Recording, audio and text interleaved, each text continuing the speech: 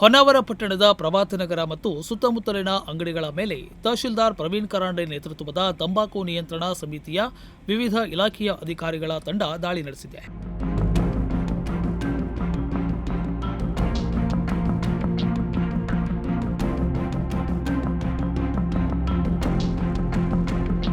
ಪಟ್ಟಣದಲ್ಲಿ ಅನಧಿಕೃತವಾಗಿ ಮಾರಾಟ ಮಾಡುತ್ತಿದ್ದ ತಂಬಾಕು ಉತ್ಪನ್ನಗಳನ್ನು ಜಪ್ತಿ ಮಾಡಿ 2,500 ರೂಪಾಯಿ ದಂಡವನ್ನು ವಿಧಿಸಿದ್ದಾರೆ.